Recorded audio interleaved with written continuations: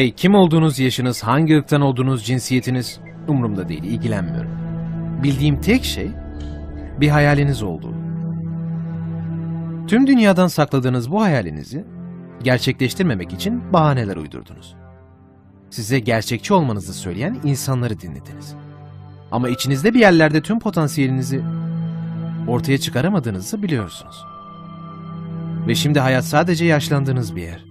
Sizi hemen biraz gerçeklerle yüzleştireyim. Dünyadaki en zengin yer neresi? Biliyor musunuz? Çin değil, Dubai değil. Mezarlık. Çünkü mezarlıkta hiç icat edilmemiş icatları bulursunuz. Hiç girilmemiş işleri, söylenmemiş şarkıları, yazılmamış kitaplar ve geliştirilmemiş fikirleri, fark edilmemiş insanları bulursunuz. Çünkü korkmuşlardı. Risk almaktan. Sizin gibi. Ama size başka bir şey söyleyeyim mi? Mezarlıkta değilsiniz. Henüz değil. Tek bir hayatımız var. Değil mi? Her geçen an bir daha asla geri gelmeyecek. Bu videoya bir daha asla aynı bakış açısıyla başlamayacaksınız. Dişlerinizi hayatta bir daha aynı şekilde fırçalamayacaksınız. Hayatı baştan yaşamak diye bir şey yok. Bakın, bu nefesi tekrar alamayacağım. İçinde yaşadığımız an gerçekten ama gerçekten çok değerli. İçinde olmalıyız, yaşamalıyız. Tadını çıkarmalıyız. Hayallerimizi şimdi yaşamalıyız. Çünkü bu mümkün. 6000 yıl önce insanoğlu tekerleği icat etti. Sadece 6000 yıl önce. İlk dil yaratıldı. 6000 yıl.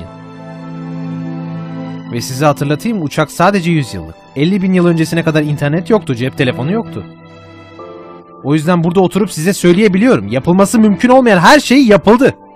Ve uzun zamandır dünyada değiliz. Keşfedilmeyi bekleyen hayaller, fikirler ve başarılar var. Sizi bekliyorlar. Helen Keller'a sormuşlar. Kör doğmaktan daha kötü ne olabilir?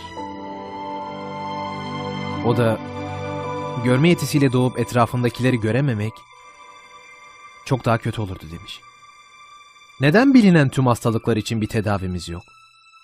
Neden hepimiz temiz su, yiyecek ve eğitim alamıyoruz? Neden dünyada barış değil de savaş var? Neden cennete gitmek için ölmemiz gerekiyor? Dünya zaten uzayda. Şimdi burada cennette olabiliriz. Sadece düşüncenize bir değişiklik gerek. Neden olmasın? Birileri imkansız dedi, yapılamaz dedi diye mi? Size bir şey söyleyeyim mi? Hiçbir heykel eleştirmenler için dikilmemiştir.